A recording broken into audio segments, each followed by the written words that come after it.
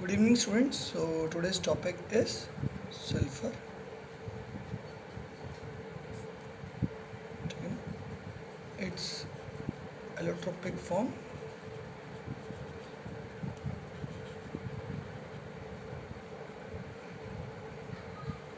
ठीक है ना? तो सल्फर के बारे में आज हम बात करने वाले हैं कि व्हाट इज़ सल्फर. तो सल्फर को अगर हम ध्यान से देखें तो सल्फर इस ग्रुप का एक ऐसा एलिमेंट है जो कि अपने को बहुत बड़ी चेन में बांध सकता है. ठीक है ना. It has a property of catenation. ठीक है ना. इस ग्रुप में से किसी के पास प्रॉपर्टी कैटिनेशन की होती है और ये S2 से लेकर S8 तक सब बनाता है. ठीक है ना. लेकिन स्टेबल कौन सा है इसके पास? जो एसिड है वो सबसे ज़्यादा स्टेबल है. ठीक है ना. अगर एसिड के मैं स्ट्रक्चर की बात करूँ तो इसका स्ट्रक्चर ऐसा होता है. कैसा होता है बेटा? Crown shaped. यहाँ से क्राउन शेप्ड. ठीक है ना. यहाँ से होता है इसका स्ट्रक्चर क्राउन शेप. ठीक है. तो सल्फर के बारे में हमने बात करनी है.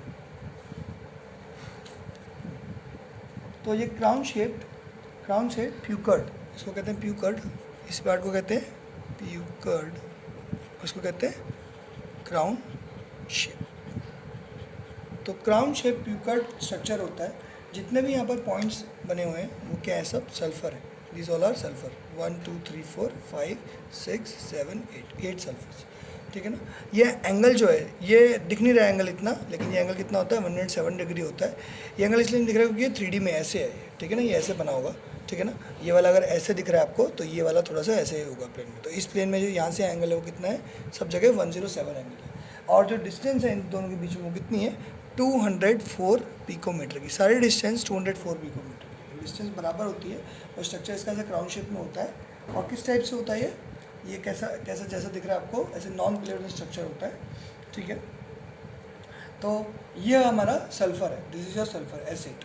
अब इसकी दो इलेक्ट्रोपिक फॉर्म होती है. एक फॉर्म में कैसा रहता है? एक फॉर्म में रहता है रोम्बिक. ठीक है ना. और एक फॉर्म होती है इसकी मोनोक्लिनिक. कौन सी फॉर्म होती है बेटा? मोनोक्लिनिक. ठीक है ना. ये दो फॉर्म्स होती है. रोम्बिक फॉर्म के बारे में अगर मैं बात करूँ आपसे, व्हाट इज़ रोम्बिक फॉर्म, तो रोम्बिक फॉर्म के लिए मैं लिखूँगा आपको.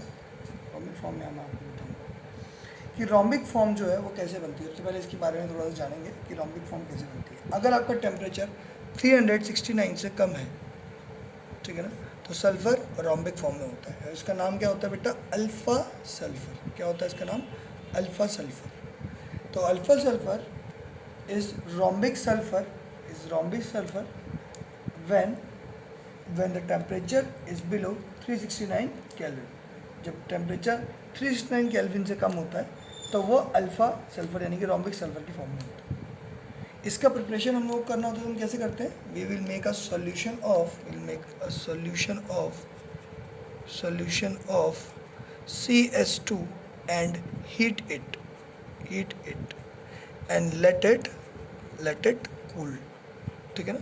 इसको CS2 के एक सॉल्यूशन को लेंगे, उसको हीट करेंगे और उसे डिश में ठंडा होने के लिए छोड़ देंगे. थोड़ी देर बाद हमको क्या मिलेंगे? ऑक्टाहेड्रल क्रिस्टल्स मिलते हैं जो कि किस कलर में होते हैं? Yellowish green. जिस कलर से मैं लिख रहा हूँ ये येलोइश ग्रीन ही कलर है. ये येलोइश ग्रीन कलर दिख रहा है आपको. ये सामने ये कलर दिख रहा है. ये कैसा है? Yellowish green colour. तो ये येलोइश ग्रीन कलर के ही होते हैं जो ऑक्टाहेड्रल क्रिस्टल्स होते हैं इसके. ठीक है. तो रोम्बिक सल्फर कैसे कलर की होती है? येलोइश ग्रीन कलर की होती है. ओके. थोड़ा सा मतलब ज़्यादा येलो होता है, ग्रीन बहुत कम होता है इसमें. थोड़ा सा और इससे येलो फॉर्म में चाहोगे आप तो येलो कलर का आपको दिखेगा. इसको येलोइश ग्रीन भी बोल सकते हैं. येलो कलर की आपकी यहाँ पर रोम्बिक सल्फर होती है. ठीक है ना. तो मैंने आपको बताया कि अगर इसका टेम्परेचर 369 केल्विन से कम होगा तो हमें अल्फ़ा सल्फर मिलेगा यानी कि रोम्बिक सल्फर मिलेगा. ठीक है ना. इसकी प्रिपरेशन मैंने आपको तरीका बता दिया. इसकी अगर मैं प्रॉपर्टीज़ के बारे में बात करूँ तो प्रॉपर्टीज़ में हमें सबसे पहली चीज़ पता कि येलो कलर का है. ठीक है ना. पहले तो हो गया येलो कलर का है. ठीक है ना. नेक्स्ट इज इट इज़, इसको ग्रीन को हटा देते हैं, येलो कलर लिख देते हैं, सिर्फ येलोइश कलर का होता है. ठीक है ना. सबसे पहले क्या है? ये soluble in benzene, alcohol and ether. Benzene, alcohol and ether. इसमें ये क्या होते हैं? आपके सॉल्युबल होते हैं. ये वाले ये सब इन सब्सटेंस में सॉल्युबल होते हैं। दैट मीन्स क्योंकि इसका जो नेचर होता है कैसा होता है, नॉन पोलर नेचर होता है, इस वजह से क्या है, नॉन पोलर सब्सटेंस जैसे बेंजीन, अल्कोहल और ईथर है, इसमें ये सॉल्युबल होता है, ठीक है ना। और वाटर में ये सॉल्युबल नहीं होता है, तो क्या लिखेंगे हम, इनसॉल्युबल इन वाटर। वाटर में कैसा है बेटा, ये इनसॉल्युबल है, और बेंजीन में ये सॉल्युबल होता है, ठीक है ना। इसके अगर हम मेल्टिंग पॉइंट की बात करें, ये मेल्ट कितने पे होगा, सल्फर जो होता है हमारा मेल्ट कितने पे होता है, सल्फर हमारा 385.8 केल्विन पे मेल्ट होता है, और उसकी स्पेसिफिक, इस वाले पार्ट की स्पेसिफिक ग्रेविटी होती है 2.08, ठीक है ना। कितनी होती है इसकी स्पेसिफिक ग्रेविटी, 2.08, ठीक है। तो ये हमारी कुछ प्रॉपर्टीज़ थी रोम्बिक सल्फर की। अब इसके बाद आते हैं मोनोक्लोनिक सल्फर, जिसको हम लोग किस नाम से बुलाते हैं, बीटा सल्फर के नाम से बुलाते हैं। किस नाम से बुलाते हैं बेटा, बीटा सल्फर। तो बीटा सल्फर कहते हैं इसको, और ये कैसे बनता है इसकी प्रिपरेशन देखेंगे पहले, और फिर ये देखेंगे कि इसकी प्रॉपर्टीज़ क्या होती है। तो प्रिपरेशन देखेंगे तो हम क्या करते हैं, रोम्बिक सल्फर को, अल्फा सल्फर को हीट करते हैं 369 से ज़्यादा, ठीक है ना, ग्रेटर देन 369 केल्विन, ठीक है ना। और ये किस में कन्वर्ट हो जाता है, बीटा सल्फर में। सीधे कन्वर्ट नहीं होता है, इसका एक प्रॉपर प्रोसेस है, तो प्रॉपर प्रोसेस हम लिखने की कोशिश करेंगे। प्रॉपर प्रोसेस हमारा क्या है देखते हैं। जो प्रॉपर प्रोसेस है उसको मैं स्टार्टिंग से लिख रहा हूँ, देखेंगे इसको, ठीक है ना। तो सबसे पहले क्या करते हैं, इसको मेल्ट करते हैं, ठीक है ना, कितने, 369 टेम्परेचर से ज़्यादा में, ठीक है ना, मेल्ट हो जाता है, ठीक है ना। इसको टेम्परेचर को बहुत हाई ले जाते हैं और इसको मेल्ट कर देते हैं। कब तक मेल्ट करते हैं, 393 तक मेल्ट कर देते हैं, ठीक है ना। जब एक बार मेल्ट हो जाता है उसके बाद क्या करते हैं, जो भी मेल्टेड पार्ट होता है उसमें हम क्या करते हैं, 2 होल्स बना लेते हैं। होल्स मतलब कर लेते हैं, जैसे मान लो ये मेल्टेड पार्ट है, ये डिश में है, मेल्टेड है यहाँ पर, इसमें 2 होल्स कर लेते हैं और इसको ठंडा होने के लिए छोड़ देते हैं।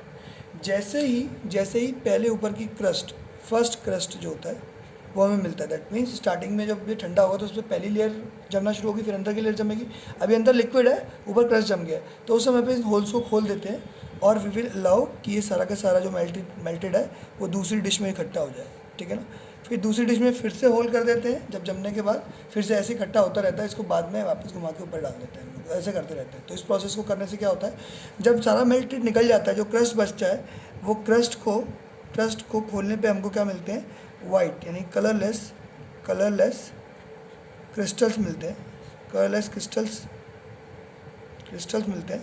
और जो वो कलरलेस क्रिस्टल्स होते हैं वो कैसे होते हैं, वो होते हैं हमारे beta sulphur, monoclinic beta sulphur. ये इसका जो स्ट्रक्चर होता है वो मोनोक्लिनिक होता है, इसलिए इसका नाम मोनोक्लिनिक बीटा सल्फर दिया गया है, ठीक है। तो इसके बारे में और बात करते हैं। जो 369 केल्विन है, जिस टेम्परेचर के ऊपर ये बनता है, जिस टेम्परेचर के नीचे ये रहता है, ठीक है ना, इस टेम्परेचर को हम क्या कहते हैं, इस टेम्परेचर को कहते हैं हम लोग ट्रांजिशन टेम्परेचर, इसको हम ट्रांजिशन टेम्परेचर कहते हैं। ये कैसा टेम्परेचर है जिस पे आपका यहाँ से यहाँ बनने की कोशिश करी जाती है, मतलब ये अपनी फॉर्म को चेंज कर सकता है। अगर आपका टेम्परेचर से कम गया तो अल्फा सल्फर में कन्वर्ट हो जाएगा, और बीटा सल्फर होगा तो, और उससे ज़्यादा होगी तो वो अल्फा से बीटा में कन्वर्ट हो जाएगा, ठीक है। ये बात समझ में आई। अब ये क्रिस्टल जो मिलते हैं वो कैसे होते हैं, नीडल शेप में होते हैं। किस फॉर्म में होते हैं बेटा, नीडल शेप क्रिस्टल्स होते हैं। तो नीडल शेप कलरलेस क्रिस्टल जो है उसके मिले हमें बीटा सल्फर के मिले। अब हम क्या करेंगे, हम बात करेंगे इसकी प्रॉपर्टीज़ की। What are the properties of this beta sulphur. Beta sulphur की प्रॉपर्टी सबसे पहले लिखेंगे, इसका मेल्टिंग पॉइंट 393 केल्विन होता है, ठीक है ना। जैसे पिछले वाले का मेल्टिंग पॉइंट कितना था, 385 था, इसका कितना है बेटा, 393 केल्विन इसका क्या है, मेल्टिंग पॉइंट, ठीक है ना। नेक्स्ट इसकी स्पेसिफिक ग्रेविटी की बात करेंगे, वो कितनी है, 1.98 क्या है इसकी स्पेसिफिक ग्रेविटी है, ठीक है।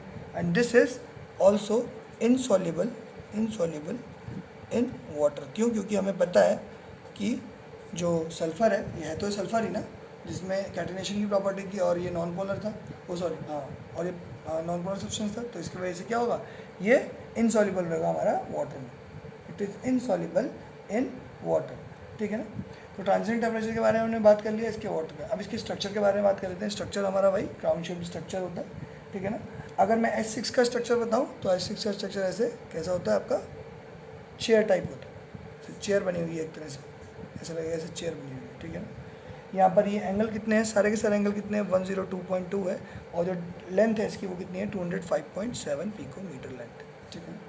सारे के सारे एक ही लेंथ के हैं और एक ही एंगल के हैं, छोटे बड़े इसलिए दिख रहे हैं क्योंकि ये 3D स्ट्रक्चर है। अगर 3D में हम बात करें तो हमें समझ में आएगा कि ये 3D स्ट्रक्चर है, ठीक है ना। तो मोनोक्लिनिक सल्फर में भी 8 होते हैं और क्या कहते हैं रोम्बिक सल्फर में भी S8 होता है, दोनों के दोनों S8 फॉर्म में होते हैं, ठीक है। तो this is all about the allotropic forms of sulphur, ठीक है ना। द रिंग्स जो मैंने आपको बना के दिए ये दोनों रिंग्स हैं आपकी, ठीक है ना, और ये सल्फर है जो कि आज के पीरियड में डिस्कस हुआ था। And other than that we will start discussing sulphur dioxide in the next class, ठीक है ना। So we are done with sulfur and its allotropic forms. Thank you.